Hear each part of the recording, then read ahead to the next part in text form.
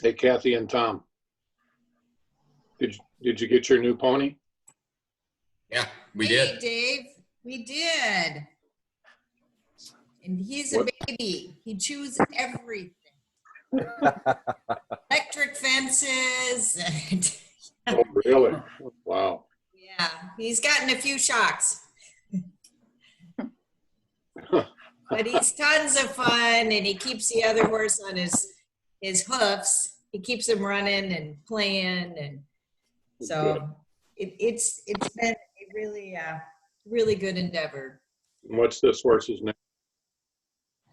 Koda, Koda. So his registered name is Native Wolf's Image. So we wanted to keep something with the Native American thing. And, we brought him in as a companion. So in the Sioux language, Koda means friend. Oh, neat. I'm Kathy. Get some.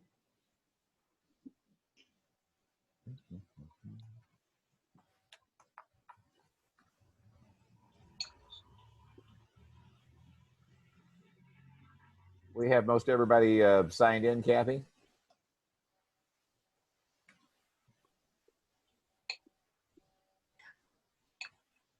So we are ready to go. We're ready to go. Awesome. Very good.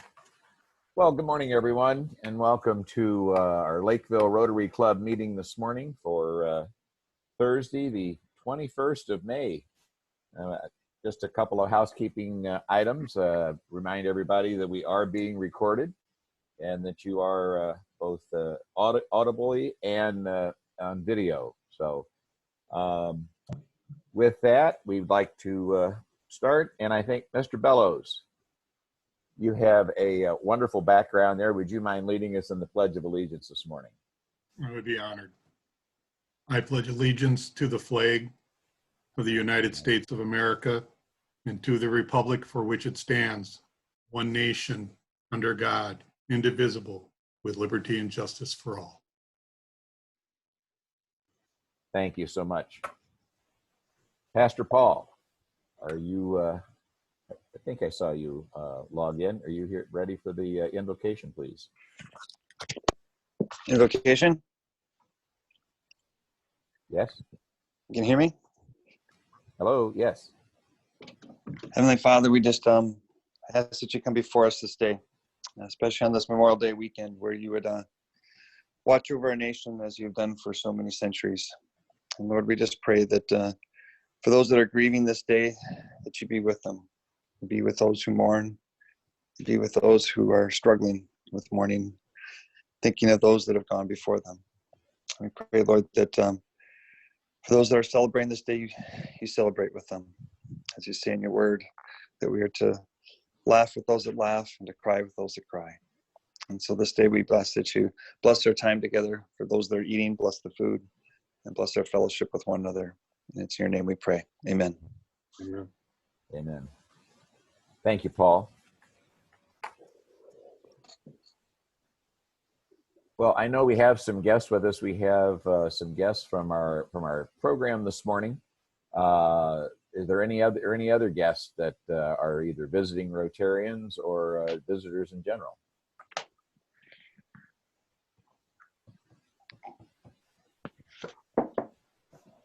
Okay. Well, if somebody joins in, Kathy, I'm sure you will let us know. So, good morning again. Glad to have everybody here. I see lots of new backgrounds this morning. So obviously, we're getting a little more adapted to the Zoom platform. I think all of us know that had there been a perfect planning had been perfect, we wouldn't be meeting this morning. We would have been getting ready for our Taste of Lakeville event, but that didn't happen. So we will have a little more of an update that this morning. Just a couple of announcements before we get started. We will have a update from Rich Henderson. Give us an update on Taste of Lakeville. We'll also have a Taste of Lakeville meeting after this morning. Yeah, good morning. Happy original Taste of Lakeville Day today. for those who may have been out for the last 4 months, thinking Taste of Lakeville today is today. We're postponed to August 26th. So I'm having some technical difficulties here. The screen's bouncing all over the place. Quick update on Taste of Lakeville. As Ken mentioned, there'll be a meeting right afterwards. We'll try to keep it short and sweet right after the meeting this morning. We are tracking this closely for being able to actually conduct the Taste of Lakeville in August. It looks good for now, but we are, going to look for that final go, no-go decision. But right now it's full speed ahead and it's looking good. Just going through some of the areas on Taste Lakeville. I'm not sure if Adam's out there, if you had any comments or updates on auction. We are looking at having some pre-auction items like a golf tour. And okay, hearing nothing there. I'm here, Richard. Oh, yeah, okay. the 3M Open on July 26th, that'll have to be auctioned off early. There's 2 VIP tickets for that. So if anybody has any ideas for that, I'd accept those. Okay. And let's look for members to start thinking about items for auction and joining with other members. Along with ticket sales, we'll have guidance soon on starting up the ticket sales. We had a nice write-up in this week. Talked not only about Taste of Lakeville, but also the date notification. And Navy Bravo Zulu to Karen Wentworth, who's taking over and helping out on the community support integration into Taste of Lakeville. And if anybody's looking at help and support, we welcome the help of a spouse who would want to get involved and help with Taste of Lakeville like that, and that's moving along too. So we are tracking and encourage everybody to please stand by right after the meeting for a quick Taste of Lakeville team member meeting. And that's the 2-minute TOL update. Thank you. Thank you, Rich. And 2 minutes, right on track as usual. Appreciate that. Mr. Heiberg, good morning. Good morning. How you doing, Ken? I'm doing just fine. I understand that you have some updated news for us from Open Doors you'd like to share with us. I do. And good morning, Rotarians. Yesterday, I received a real nice email from Jason Viana, who's the CEO of the Open Door. And he wanted to let me know that this past Monday, the 18th, they had what they called a drive-through produce distribution at All Saints Catholic Church here in Lakeville. And I just want to share with you briefly a couple of the statistics from that drive-through. They had, get this, they had 373 vehicles pull up over about 4 hours to get produce that day. And of that total, almost 65% were first-time food shelf users. So it kind of goes to show the point that there are a lot of people hurting out there, and that there's a lot of help that's needed. And I'm proud to say, on behalf of our Rotary members, that the $5,000 that we contributed about maybe 2 or 3 weeks ago was used to help support this particular project. And Jason wanted me to pass on a personal thank you to all of you for making that possible to make this a very successful drive for people in need. Real quickly, as I said, of those 373 vehicles, here's the statistical breakdown as to who were in those vehicles and in one particular case where they came from. There were 815 children, there were 737 adults, and roughly 96 seniors for a total of just under 1,700 people. What was interesting to me is that they were serving the entire South Metro, but the majority of the cars that were showing up were coming from Lakeville. 151 of the 373 were Lakeville residents.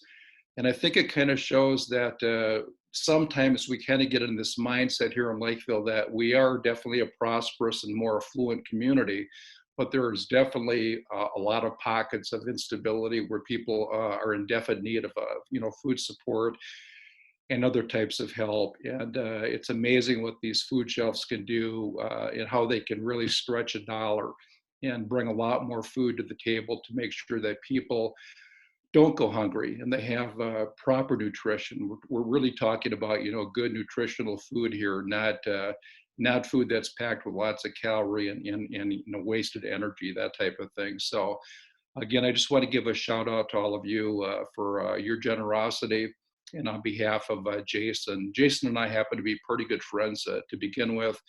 For some of you who may not know this, in my past, I was a food director at the food shelf of the Open Door in downtown Lakeville before they'd shut that operation down about maybe 3 or 4 years ago. So they do great work, and it's always been a pleasure to see the progress they make year to year. And one final statistic is that just to kind of give you an idea of just how dire the need is for food support, not just here, but across the nation right now because of the pandemic, is typically in a normal month, they'll serve about 7,000 people. But in the month of April, it was almost double to about 12 to 13,000 people. So people are hurting, people are out of work, money's tight, and so for wherever they can get some food support, these folks are definitely grateful. And again, I just want to say thank you on behalf of all of you. It certainly makes me proud to be a Rotarian.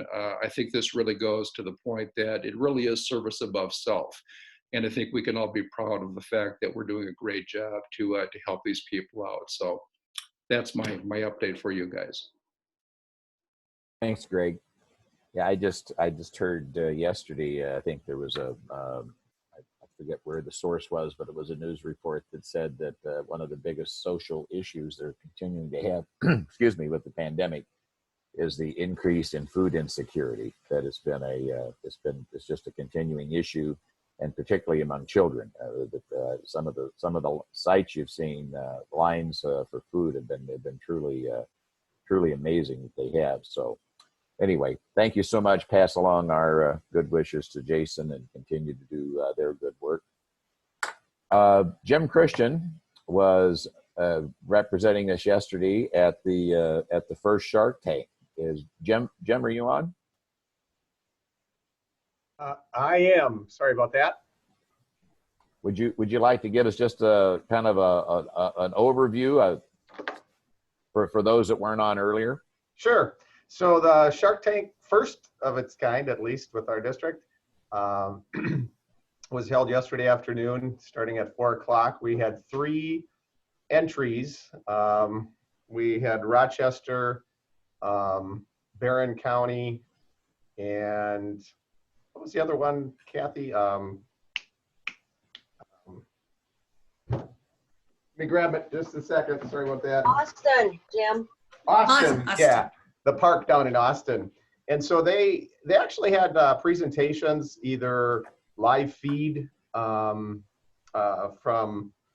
Austin, their park down there, and then they had PowerPoint presentations, and it was actually very well done. And they made their pitch for their program, and then there was 4 of us that and had to allocate funds. Lakeville had $1,000.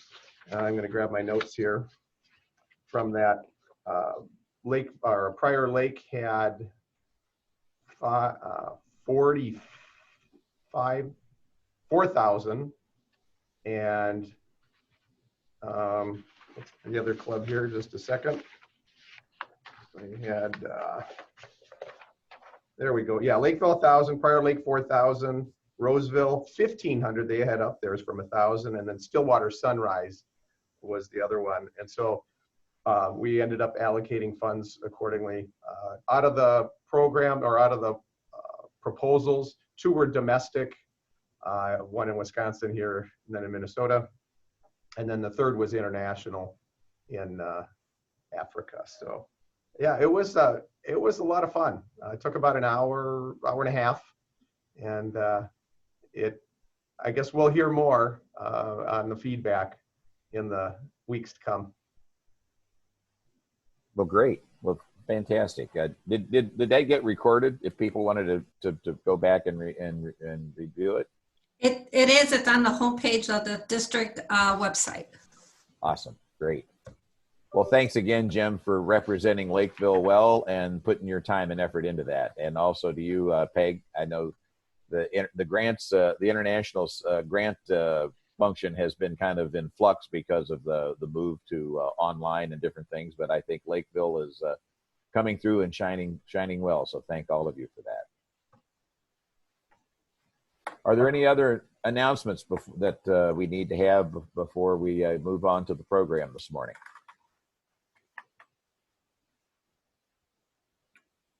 Well, I have to say, Steve Allen, you're getting a lot of attention being out in the golf cart this morning. So,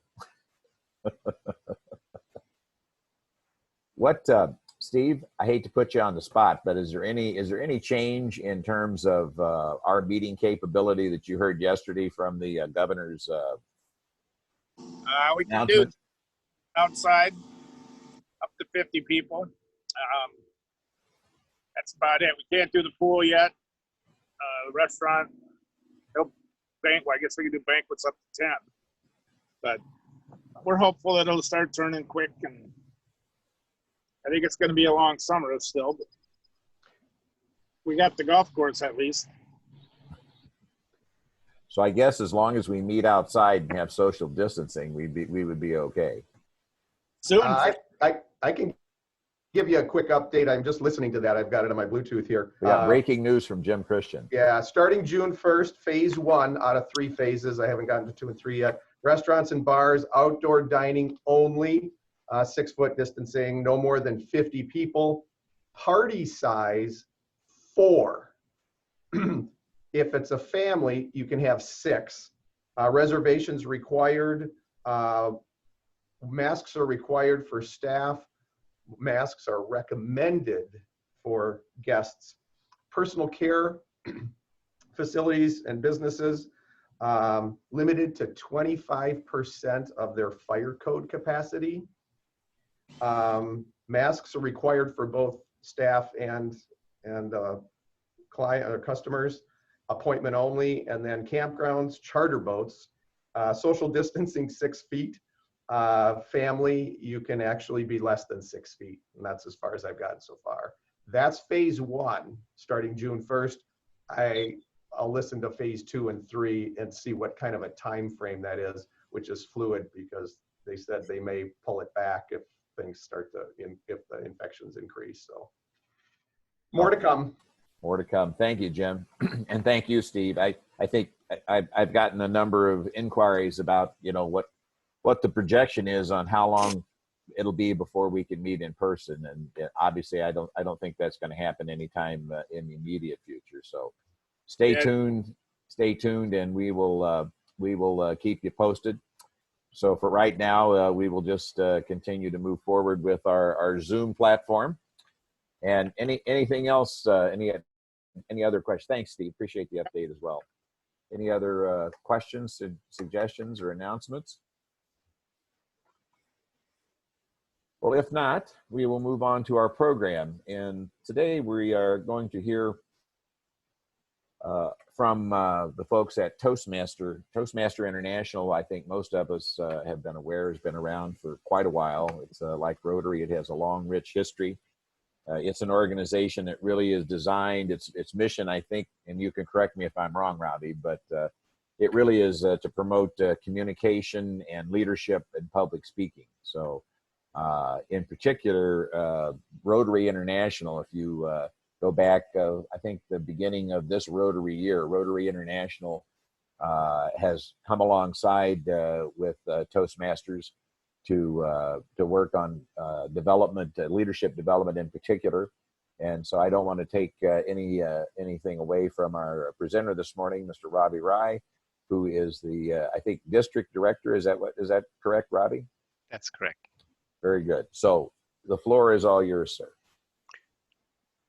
Thank you, Ken. Thank you, Kathy, fellow Toastmasters and fellow Rotarians. I really appreciate you giving me this opportunity to share some of my information about Toastmasters today. I'm going to share my screen so I can play some of the slides so we can follow along. But please feel free to interrupt and ask questions. It's quite okay with my presentation today. Before I get started, I do want to thank all of you. You all are volunteers and you take your time to serve fellow citizens and the communities. So this is a very high level of appreciation from my side. So I really want to thank you for the time and efforts that you devote into your community.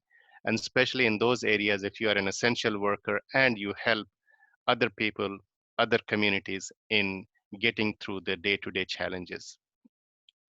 Earlier this year, or I should say somewhere around June of last year, we were told about the partnership, and Toastmasters has been working with Rotary to come up with a fellowship, that come up with a way to provide each other, help each other with our strengths.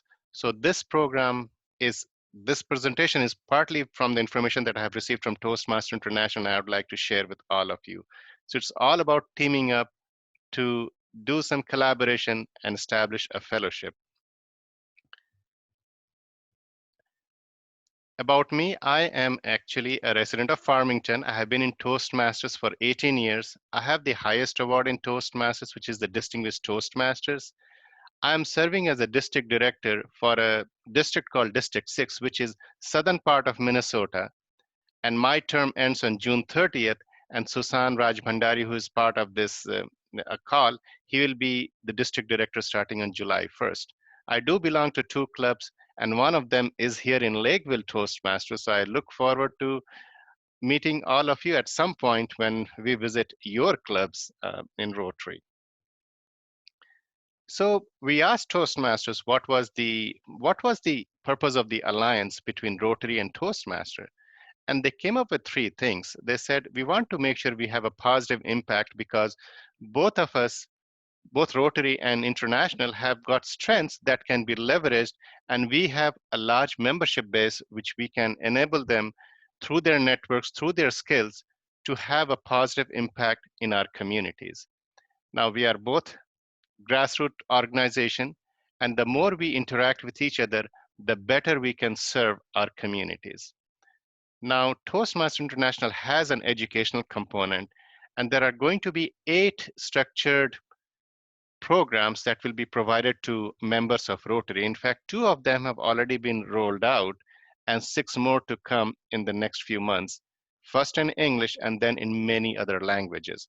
So the plan is already in progress, and hopefully you all have access to at least 2 of the modules. I'll come to those 2 modules later in the presentation. Let me start by sharing what is Toastmasters International. This organization has been around since 1924, and it has been formed as a nonprofit educational organization. We want to empower individuals, and this is what I truly believe in through the principle of servant leadership. We serve our members who serve their clubs as well as the communities they are part of. We have a very diverse background of people who come, and we believe that communication and leadership goes hand in hand. In order to be a good leader, you need to be a good communicator. So that has been the focus of late, is that we want to build good leaders in our community. We currently have over 350,000 members, and there are 143 countries where Toastmasters has a presence. The basic unit of Toastmasters is what we call as a club, like Lvl Toastmasters. So like Lvl Toastmasters, we have about 16,800 clubs all over the world. This is what I know about Rotary, is something that you are a global network of volunteer leaders, and you deal directly with the humanitarian challenges, and that is where you are making a huge difference. It's wonderful to know you have about 1.2 million members, and you have 35,000 Rotary clubs, and you are in 200 countries and geographical areas. That is very impressive. Thank you for all you are doing, because you are dedicating your lives to both local and international levels and helping the communities, whether it is simply working in one-on-one or simply or doing a global work of having a polio-free world. So those are the impressions that have been given to me. Personally, I have met many Rotary. I had a close friend when I was growing up in India who actually had conducted few social service works, and I was part of that. So thank you for all the things you do to make our world a better place. So Rotary and Toastmasters International have a common ground. First of all, we both have a long history. We are all based on membership, and we are at a local level, what we call as clubs. Like Rotary, Toastmasters is also all volunteer based, and the impact is globally. We want to reach everyone in the world, which is available to everyone in the world. It's not just about growing personally, but also helping each other in a professional way, and that enriches our lives, enriches everyone around us. Something about Lvl Toastmasters: we actually meet on first and third Wednesday from 7 to 8 p.m. Kate from Exit Realty in downtown Lakeville has been kind enough to allow us to use his facility to have our meetings. Of course, like all of you, we have to switch over to Zoom for our meeting. So we currently meet on first and third Wednesday from 7 to 8 using Zoom. We are community club, which means we are open to anybody who would like to be part of the club. We do have members from all walks of life. We are very diverse, and we do have a website. And I'm going to share this presentation with Kathy so you can have this if you want to check the website and our membership. Let me talk about the whole district, this region we are in. We call ourselves District 6, which is basically southern part of Minnesota. And if I were to come up with a dividing line, it's going to be I-94, Minneapolis, and everything south of that. We have about 2,500 members in this district, and currently we have 146 clubs that are divided into 30 areas, and 30 areas make 6 divisions, which makes District 6. We have a leadership structure at the district level. I am the district director. I work with program quality director, who is Susan Raj Bhandari, and club growth director, Deblu, who is serving as a club growth director. But we have other officials who help with public relations, who help with finances, and ultimately we have area director and division director.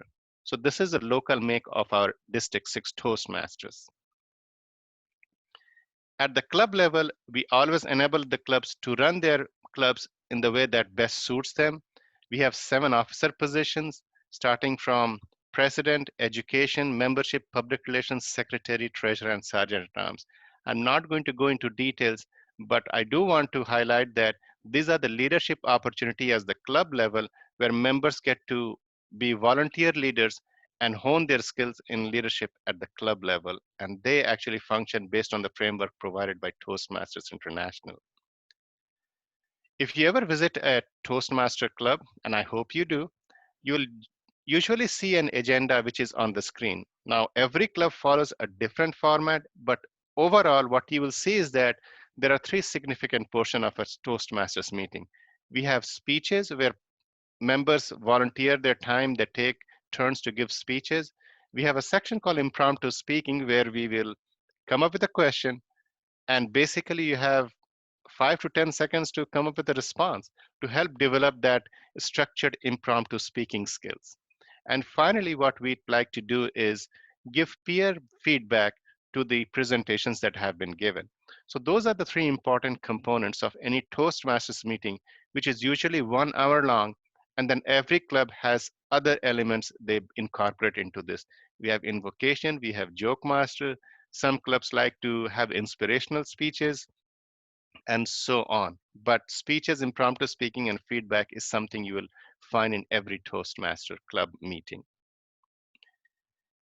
Something about the education program, we currently have in Toastmasters what we call as 11 paths, where you develop 300, you gain 300 competencies.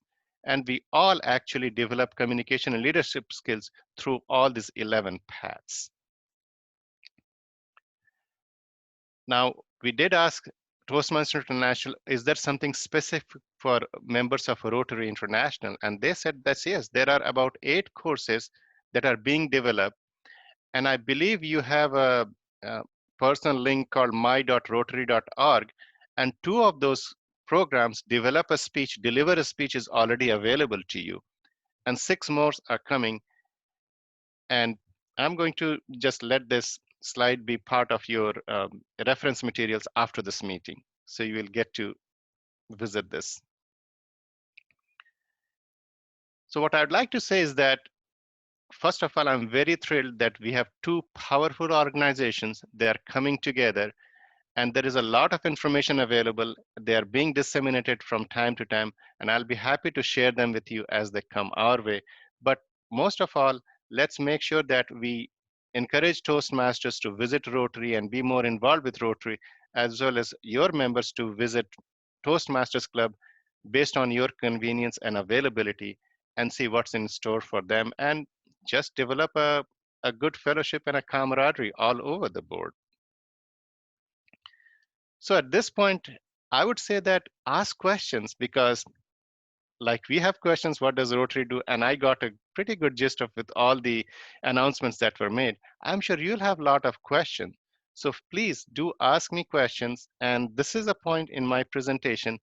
I'm going to say, do you have any questions for me or for Susan as well as Deb? And we'll be happy to take on and answer those questions for you.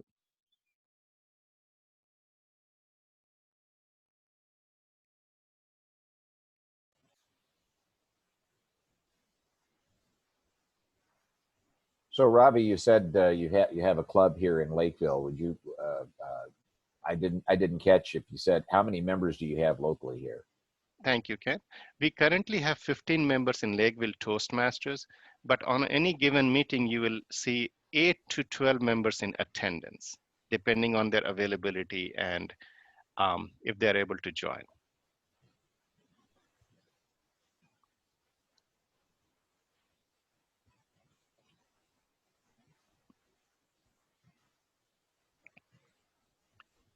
So let me expand on the Lvl Toastmasters itself.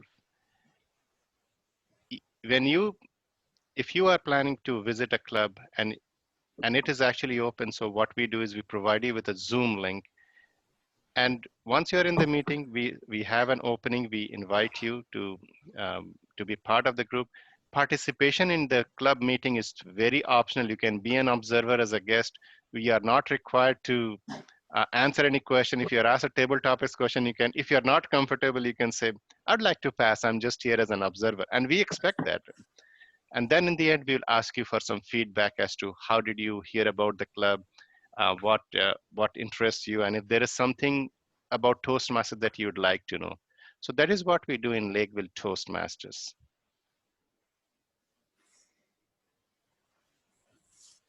I had a Paul? question.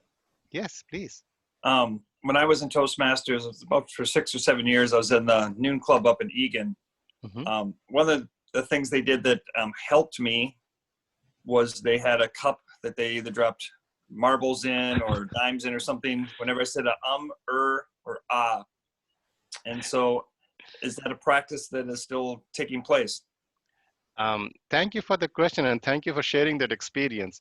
So the role is called counter or grammarian. In Lvl Toastmasters, we have combined that role for a person who actually will look at all the ahs, ums. Personally, if you go over 5, we say you have more than 5 ahs, 5 ums, and any filler words.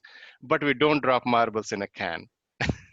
So one thing is there is some clubs will do a bell, some clubs will do drop marbles, some clubs actually will keep a tally. The more ahs and ums you did, the more, that's the kind of money you have to pay. So if you have 20 ahs, you pay 20 cents to the treasury.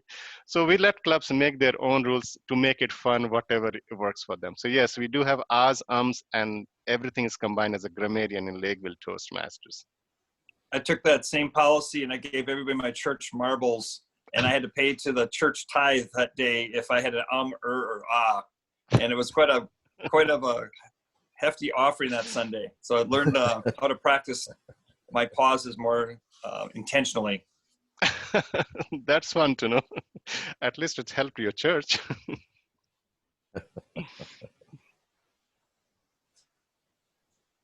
Robbie, are there dues or fees for joining Toastmaster, or is it pay as you go? How does that work? Thank you, Ken. Yes, there is membership dues. As a guest, you don't have to pay anything to visit, but the membership dues in Toastmasters is $7.50 a month per member, and it is collected on a 6-month basis. So we have a dues period in April and then in October. So depending on when you join, you pay a prorated fee, and then it's 6-month dues. There is a one-time fee of $20, and that actually helps you get started with one of the education paths that I covered of the 11 paths. And then apart from the membership fee, we also provide help on a one-on-one basis. That is where we develop our mentorship ability. So the dues are to the Toastmaster International. Everything else is volunteer based. Thank you for the question. Mhm. I have a question. Yes. I too, like Paul, was in Toastmasters probably 7 years ago. And there was a very specific, not only counter, but grammatical and different positions that every week we would rotate to keep people involved in it. And then also specific speeches that everyone that was a member was required to do. Is that the process that you have? Or is there another process? Like, what would be your first required speech? Mhm. Good question. And I'm glad you shared your experience 7 years ago. Here is the thing about Toastmasters. Yes, we still do take turns. That has not changed. The whole meeting is run by a person called Toastmaster. And then there are people who give speeches. They are the speakers. Like the grammarian, what we did in the Lvl is we combined the role of an counter, grammarian into one role called grammarian. So the same person will look for some interesting words. If there are filler words, those are counted, and give a simple report on how to improve that. But we still take turns. We still take turns to serve as Toastmaster, Table Topics Master, and Evaluator. So those things still continue. The first speech is called icebreaker speech, and we still do that. And when a new member joins our club, when they give their icebreaker, we make a big deal out of it, because that is the first thing. You have overcome that fear of public speaking. And a lot of people take a huge amount of time to just overcome that fear. So yes, that icebreaker is so special. We had a meeting yesterday, and one of our members who recently joined 2 months ago, she gave her icebreaker, and she was thrilled, and we were thrilled with all the things she shared about herself. Icebreakers are generally 4 to 6 minutes. We tell people to share 3 things about themselves. So it takes about 1.5 minutes per interest. And that is the wonderful thing to know about a person for the first time, but it also helps a speaker to just focus on something very simple about themselves, and hence the icebreaker.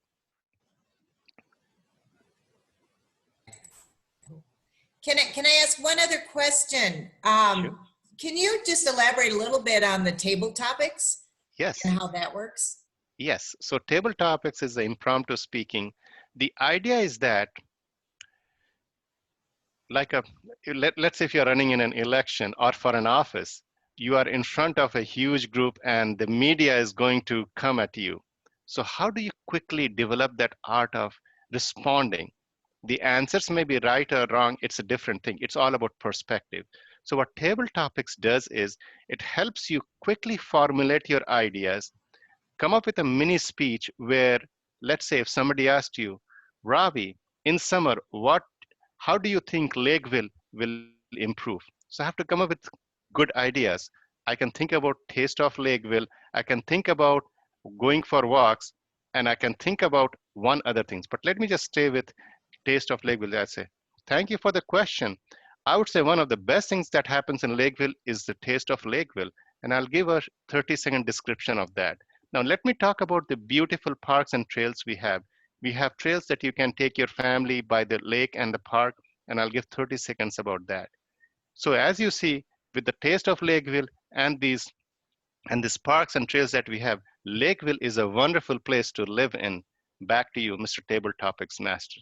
So that is how you develop the art of having a small opening, having a body of a response, and then concluding your speech. So that is what table topics or impromptu speaking helps us to develop the art of short speeches on the spur where you don't have to prepare anything.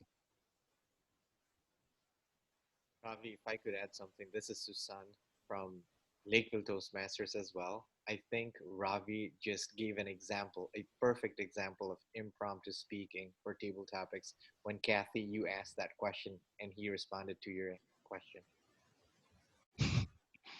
I didn't know I was being asked a table topics questions. Thank you. I have a question. Yes. To what degree do you encourage or discourage graphic support, such as PowerPoint presentations, etc.? We encourage everything that helps a person develop their presentation skills. It could be PowerPoint, it could be prop. As long as what we do tell people is that do make sure that the group you're talking to is politically correct and there is no, I should say, strong reaction that might come. So we never put any bar and we let the club decide how they want their speeches to be delivered, what kind of props they use. Now, let me talk about PowerPoint. We do have peer feedback. So let's say if a PowerPoint presentation was not effective, then we'll provide suggestions on how I would think the PowerPoint can be improved. So by all means, we let people choose how they want to, what kind of materials they want to use to support their presentation. So PowerPoint, props, everything is welcome. Hey, say Ravi, I just visited this is Jim Christian. I just visited the website, the Lakeville.toastmastersclubs.org, and in the left-hand main menu, they do have, Marshall, the speaking tips and more, which is actually very helpful. So thank you. Thank you for pointing that out. I'll make sure that we encourage people to look that out. Yeah. We also have other programs that we'd like to do from time to time is how to make effective presentation, how to really do effective table topics. So depending on what the members' needs are, we always incorporate those into our clubs, as well as we provide service to the schools, what we call as youth leadership programs, where anyone who is up to high school, this is a free program to the schools where we take a group of 6 to 12 individuals and we give them 6 weeks or 6 sessions of public speakings and leadership skills where they form their own officers group and then they run their meeting and Toastmasters help them develop that skill. And it's called Youth Leadership Program. That is free to the schools. And then we also have people who are adults where we provide speechcraft programs where we again provide the basics of how to give a speech, how to do feedback and do table topics. So those are programs we provide, but the public speaking tips, we make sure that we share as much as we can. So thank you for checking the website as well as checking the link. My question for Robert, Richard. Yeah, you know, we do a lot of public speaking in Rotary.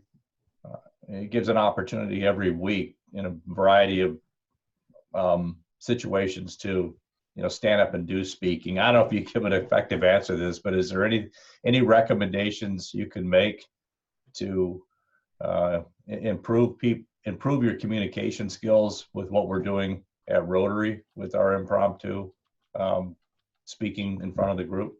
Sure. The first step I would like to say, which I follow very religiously, is that make sure your speech has a structure. You have a clear opening and a clear body and a conclusion. And the conclusion, what I always tell is that as service members, as volunteers, you are always persuading people to take actions or you're sharing a message. So start with your conclusion where you're going to share the message, have your opening, which is about the message, and then have supporting facts or vignettes within the body of your speech, whether it is a 2-minute talk or it is a 10-minute talk. You want to have that message being given to you.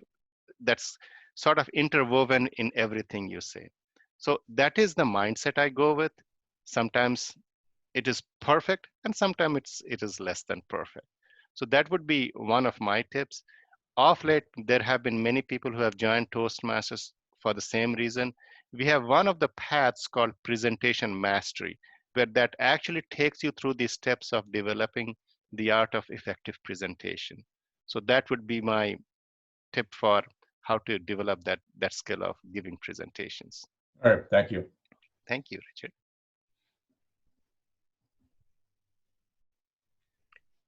And I think, Ravi, the structure you would say that would apply whether you're doing a formalized, lengthy speech, or if you're doing just an elevator speech, right? That is correct. Or a Taste of Lakeville update. Absolutely. And I love the small updates that I got in the beginning. That is a perfect example of how if somebody asked you a question, you are providing that update. And also about the supporting facts about how the opening of the, how Governor Walz's decision on phase 1, phase 2, phase 3, the small facts that were coming up, they also make the part of that vignette or 1 or 2 items. Yeah. Mm-hmm. So by all means, I think I will say if you have questions, you can always connect with me. I would be happy to share that. If I don't have the answers, I'll definitely make sure I get them for you. And I leave my contact information with Kathy and Ken. So I hope you can connect with me or even visit as a guest. Again, it's a community club and we are always open to visitors. So definitely join in and find for yourself what kind of benefits you can get. And I'm encouraging Toastmasters to always check out their local Rotary district or clubs to find out what can they achieve and how can they offer their services. We have many Toastmasters who are already part of Rotary. Now the realization as well as information is getting out, so we are getting more aware of where do we stand. Are there any other questions for me?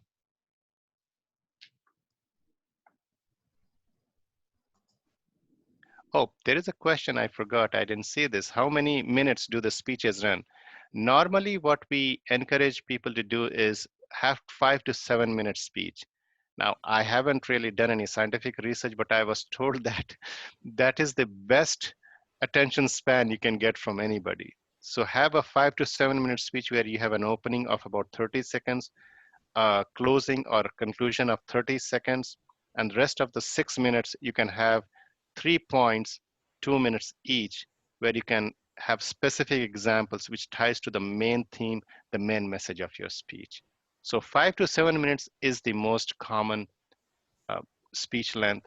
There are some speeches when you are giving a professional presentation or a keynote, those are 15 minutes to 20 minutes. I don't see any other question. At this point, Ken, I would like to turn the meeting back to you so you can take over and let me know if you have any questions for me. Okay, Robbie. Well, thank you very much. That the 5 to 7 minutes, that reminds me of the, used to have an old corporate adage that said, be brief, be bright, and be gone. So I'm sure that still follows. So anyway, thank you very much. It was very informative. Thanks to you, thanks to Suzanne, and thanks to Deb for joining us. One of the things we do at Lakeville Rotary is when we have a speaker, we make a contribution to an honorarium, and we do that with our partner this year, which is 360 Communities. So we will be making a contribution in your name, and certainly would invite you to come back and visit with our club anytime. And if you have any additional information on the collaboration between Rotary and Toastmasters, by all means, keep us informed. We surely do, Ken. Thank you for allowing me to speak to your group. It has been an honor and a privilege. Thank you. You're very welcome. Thank you so much. Okay. I guess we're ready for happy dollars at this point. Anybody happy about it being Thursday and ready for the holiday weekend?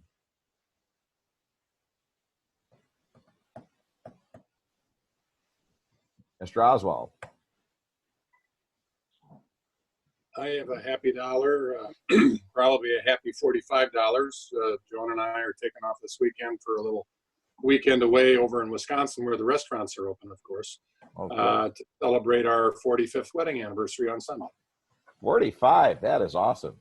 Congratulations. Congratulations, that's great. She's a saint.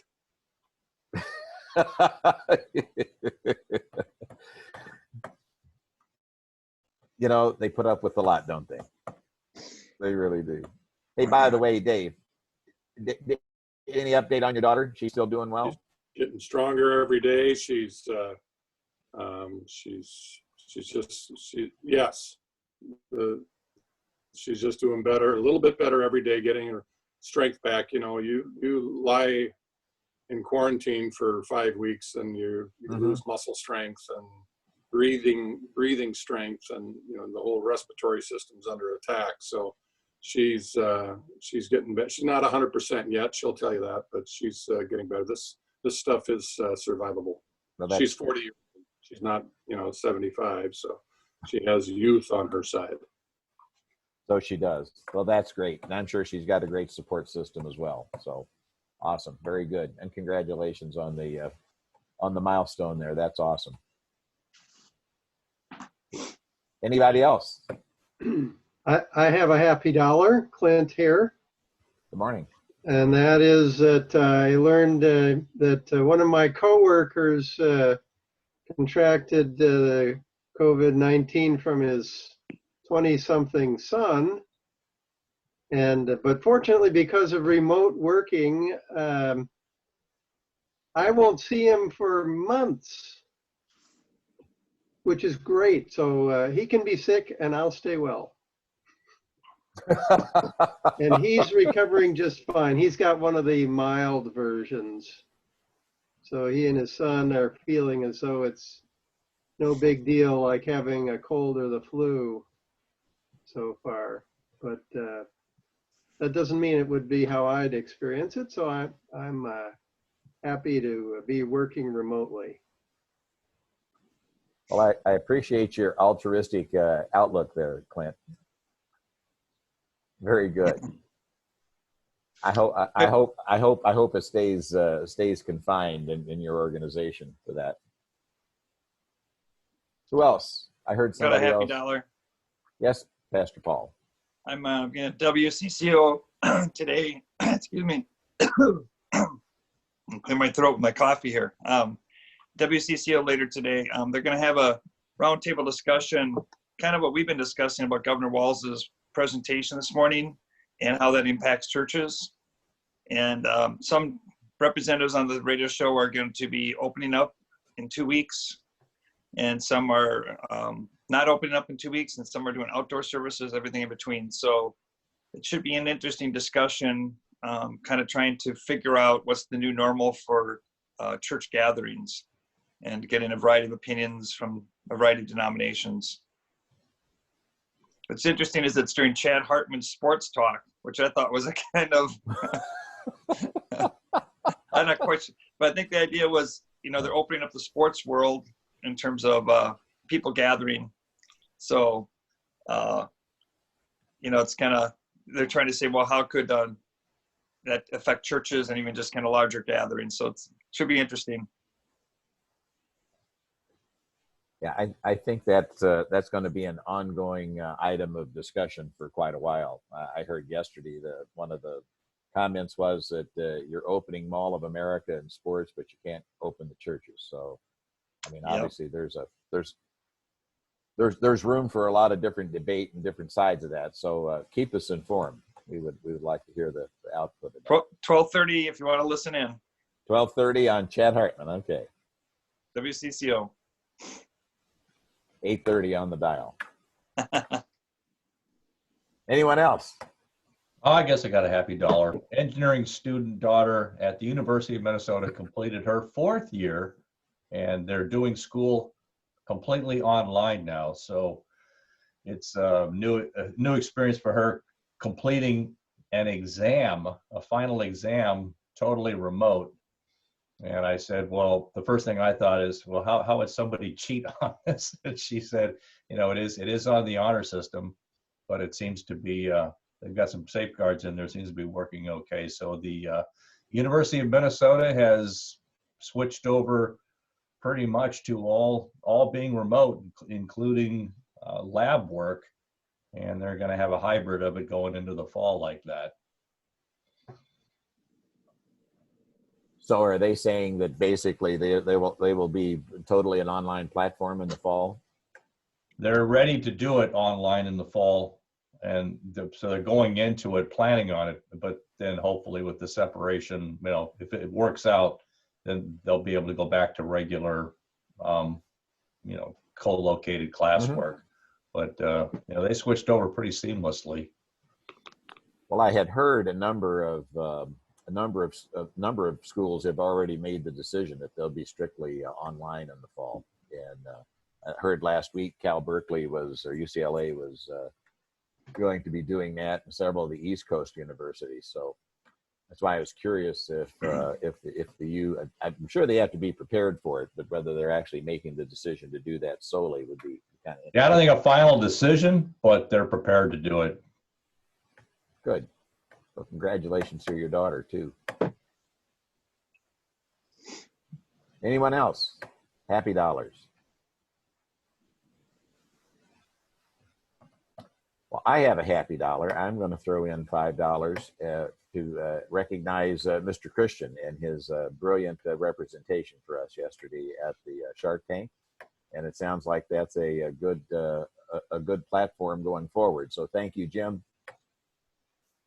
And we'll look forward to the next rendition of that. Okay, just a reminder before we close for the day.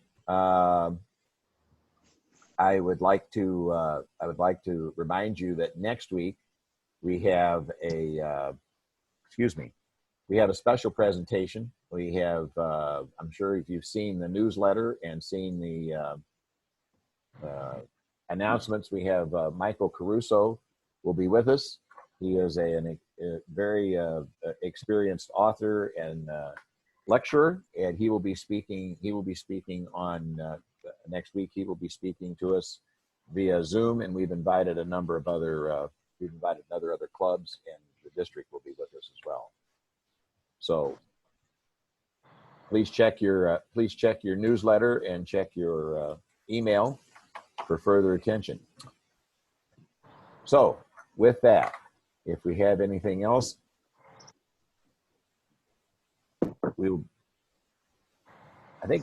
can you hear me?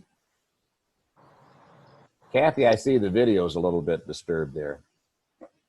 Okay. So please join me in the four-way test of the things we think, say, or do.